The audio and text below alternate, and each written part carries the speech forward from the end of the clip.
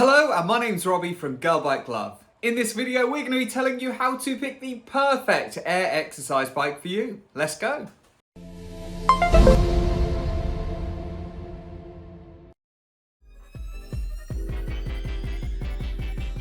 So what is an air bike? Well, they're often known as an attack bike and an assault bike.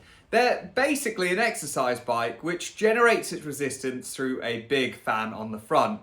You will see these in many commercial gyms, and one place they are very common is in CrossFit gyms. They're a way to get a really high intensity workout on the bike with not just lower body movement but upper body movement as well. Air bikes are not your typical spin bike. Instead of being like a Peloton or an Echelon where you have a big screen in front of you and you can go into online classes and do 2 or 3 sessions which could equate to an hour and a half, these are designed for short 20-minute workouts which are super high intensity intervals, 10 seconds on, 20 seconds off, repeated maybe 10, 15 times. So is an air bike for you?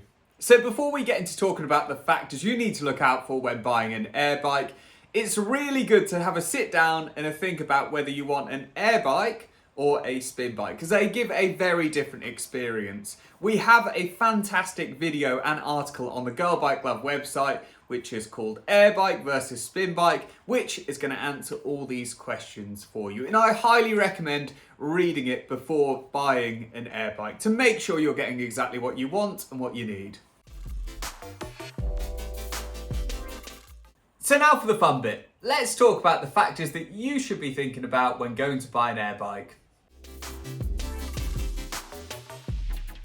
So the first thing to mention is cost. Air bikes range from roughly $250 to about $800. The cheaper options are quite budget and are very basic, and the more expensive options are much better quality and you do get a better experience on. I personally think if you can spend roughly around $500, you are going to get an amazing air bike. But if you do have a smaller budget, then I highly recommend just doing a little bit more research into the factors we're going to speak about today to make sure you get a good one. So next we have user specifications. So it's really important before buying an air bike to make sure that you fit the criteria of that bike.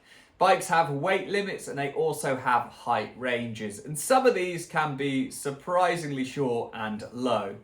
For example, you'll find some air bikes with a weight limit of 116 kilos and others with a weight limit of 160 kilos, and they both come from the same brand. So next we have size.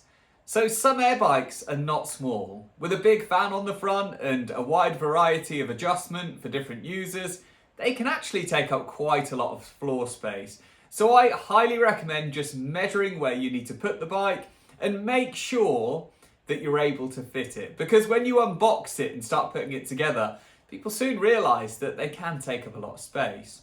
Another thing to mention is transport. If you are planning on moving it, then I highly recommend getting one with the wheels on the front so it's easy to do so. You don't want to have to drag it around the room because air bikes can be quite heavy as well. So then we have brand. So one thing I've found using a lot of different air bikes in my career as a personal trainer and spin instructor is brand really counts when it comes to air bikes. I highly recommend going for a reputable brand such as Swin or Assault Fitness because they just are much better quality. The lesser known brands just tend not to give the best experience compared to the bigger brands. Just because they're bigger brands doesn't mean they're more expensive. They just seem to work a little bit more efficiently, last a bit longer, and if anything ever goes wrong, you've got really good warranty departments and spares are really easy to get.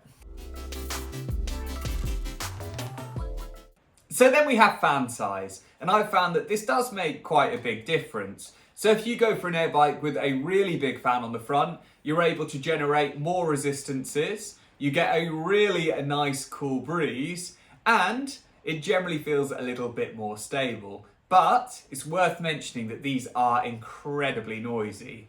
If If you go for a bike with a small fan on the front, you can't generate as high a resistance. They don't feel as stable, but they are much quieter. And finally, we have screens. So you will notice that some air bikes have screens on the front and others don't. I highly recommend, if you can, to get one with a screen on the front. It's only going to give you some basic metrics such as RPM, time and calories burned, but you can use those to have an amazing workout.